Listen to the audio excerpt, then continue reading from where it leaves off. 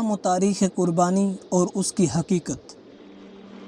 Part number 7، احکام عید الاضحیٰ و قربانی، عشرہ ذی الحجہ کے فضائل۔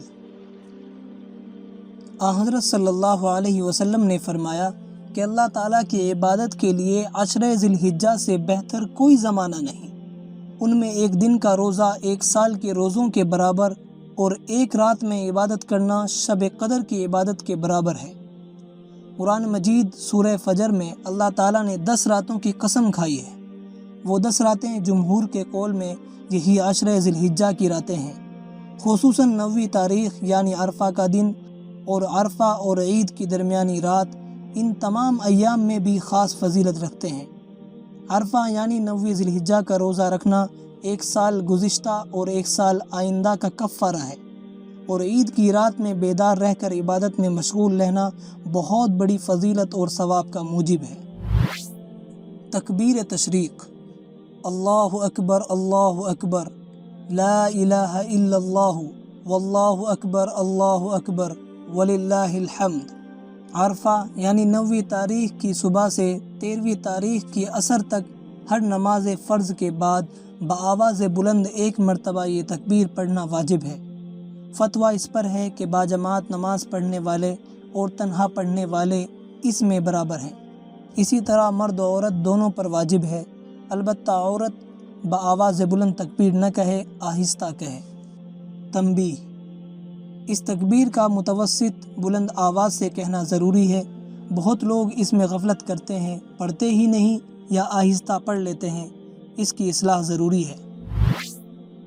نماز عید الاضحیٰ کے روز یہ چیزیں مسنون ہیں: صبح کو سویرے اٹھنا، غسل و مسواک کرنا، پاک صاف عمدہ کپڑے جو اپنے پاس ہوں پہننا، خوشبو لگانا، عید کی نماز سے پہلے کچھ نہ کھانا، عیدگاہ کو جاتے ہوئے تکبیر مذکور بآواز بلند پڑھنا۔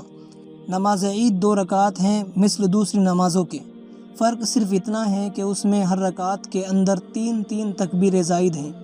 پہلی رکعت میں سبحانک اللہم پڑھنے کے بعد قرات سے پہلے اور دوسری رکعت میں قرات کے بعد رکوع سے پہلے ان زائد تکبیروں میں کانوں تک ہاتھ اٹھانا چاہیے۔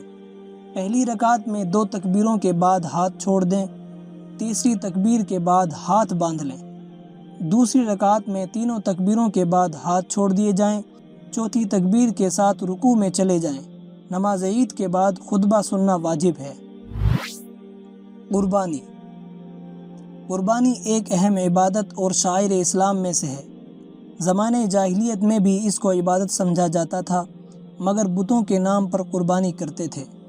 اسی طرح آج تک بھی دوسرے مذاہب میں قربانی مذہبی رسم کے طور پر ادا کی جاتی ہے۔ بتوں کے نام پر یا مسیح کے نام پر قربانی کرتے ہیں۔ سورہ انا اعطیناک میں اللہ تعالیٰ نے اپنے رسول صلی اللہ علیہ وسلم کو حکم دیا ہے کہ جس طرح نماز اللہ کے سوا کسی کی نہیں ہو سکتی، قربانی بھی اسی کے نام پر ہونا چاہیے۔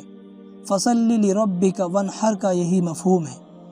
دوسری ایک آیت میں اسی مفہوم کو دوسرے عنوان سے اس طرح بیان فرمایا ہے: اِنَّ صَلَاتِي وَنُسُكِي وَمَحْيَايَ وَمَمَاتِي لِلَّهِ رَبِّ الْعَالَمِينَ۔ رسول اللہ صلی اللہ علیہ وسلم نے بعد ہجرت 10 سال مدینہ طیبہ میں قیام فرمایا، ہر سال برابر قربانی کرتے تھے، جس سے معلوم ہوا کہ قربانی صرف مکہ معظمہ کے لیے مخصوص نہیں، بلکہ ہر شخص پر ہر شہر میں بعد تحقیق شرائط واجب ہے، اور مسلمانوں کو اس کی تاکید فرماتے تھے۔ اسی لیے جمہور اسلام کے نزدیک قربانی واجب ہے۔